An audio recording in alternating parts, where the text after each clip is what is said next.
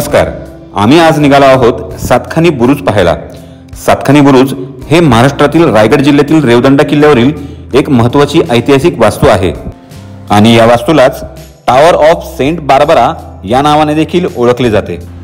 सातखानी बुरुज हा रेवदंडा किल्ल्याचाच एक भाग असून रेवदंडा गावापासून अंदाजे 2 किलोमीटर अंतरावर हा किल्ला आहे। बुरुजाकडे जात असताना आजूबाजूला असणाऱ्या नारळ, आंबा, सुपारी यांच्या बागा आपलं मन आकर्षित करून टाकतात। जर तुम्ही पुण्याहून येत असाल तर या ठिकाणी येण्यासाठी तुम्हाला 2 मार्ग आहेत। एक मार्ग लोणावळा पेन मार्गे आणि दुसरा मार्ग तामिनी रोहा मार्गे, अशा 2 मार्गाने तुम्ही या किल्ल्यावर येऊ शकता। पुण्याहून अंदाजे 160 किलोमीटर अंतर पार करून 3 ते 3.5 तासात आपण या किल्ल्यावर येऊ शकता।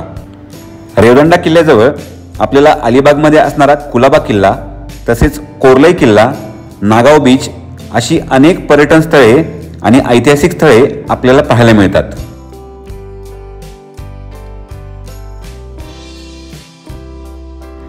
अखेर आम्ही आलो आहोत सातखानी बुरुजाच्या प्रवेशद्वारासमोर। आत जाण्यासाठी विनाशुल्क प्रवेश आहे। प्रवेशद्वाराच्या उजव्या बाजूला आपल्याला गाडी पार्किंगसाठी व्यवस्था आहे, परंतु त्यासाठी आपल्याला पैसे मोजावे लागतात। प्रवेशद्वारातून आत आल्यानंतर डाव्या बाजूला आपल्याला भव्य दिव्य अशी सातखानी बुरुजाची इमारत पाहायला मिळते। बुरुजाच्या 4ही दिशेला आपल्याला तटस्थ तटबंदी पाहायला मिळते, परंतु या तटबंदीचा काही भाग ढासळलेल्या अवस्थेत सुद्धा आहे। या किल्ल्याची तटबंदी संपूर्ण रेवदंडा गावाभोवती असल्यामुळे हा किल्ला गावाच्या कुशीत असल्यासारखा वाटतो। सातखानी बुरुजाच्या या परिसरात आपल्याला एकूण 7 तोफा पाहायला मिळतात आणि या सर्व तोफा अत्यंत चांगल्या अवस्थेत आहेत।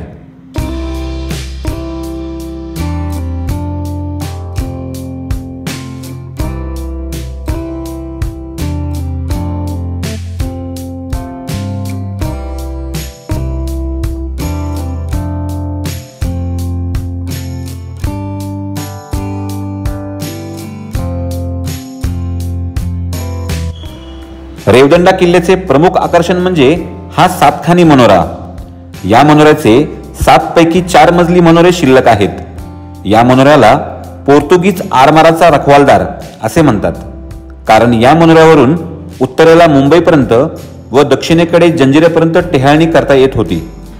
इतिहासात असे बोलले जाते की श्री भगवान कृष्णाने हे स्थान बलरामाच्या पत्नीला त्यांच्या विवाह सोहळ्यात रेवती म्हणून ओळखले आणि नंतर तिच्या नावावरून रेवती क्षेत्र असे ठेवले।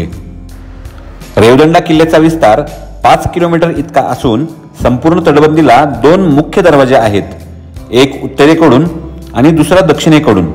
त्यापैकी उत्तरेकडील दरवाजा जमिनीच्या जोडणीसाठी आणि दक्षिणेकडील दरवाजा समुद्राला जाण्यासाठी वापरला जात असे।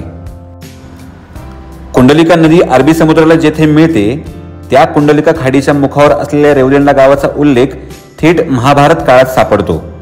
15व्या शतकात रेवदंडा गावाचे महत्त्व ओळखून पोर्तुगीजांनी खाडीच्या मुखावर हा किल्ला बांधला। रेवदंडा किल्ल्याला जोडून असणारा समुद्र किनारा अतिशय सुंदर असून किनाऱ्याजवळ असणाऱ्या तटबंदीमधून समुद्र किनाऱ्यावर जाण्यासाठीचा मार्ग आहे। या ठिकाणी पर्यटक मोठ्या प्रमाणात फोटोशूट तसेच प्री वेडिंग शूटिंगसाठी येत असतात। शूट व फोटो करण्यासाठी योग्य वेळ ही दुपारी 2 नंतरची आहे, कारण 2 वाजेपर्यंत या तटालगत समुद्राच्या पाण्याची पातळी जास्त असते व 2 नंतर ही पातळी कमी होत जाते। जर तुम्ही या ठिकाणी मुक्कामी यायचा विचार करत असाल तर समुद्र किनाऱ्यालगतच टेंट व कॅम्पिंगची सुद्धा व्यवस्था आहे। असा हा नैसर्गिक सौंदर्याने भरलेला समुद्र किनारा व ऐतिहासिक वारसा असणाऱ्या रेवदंडा किल्ल्याला तुम्ही एकदा तरी नक्कीच भेट द्यायला हवी। जर तुम्हाला हा व्हिडिओ आवडला असेल तर या व्हिडिओला लाईक आणि शेअर करा। धन्यवाद।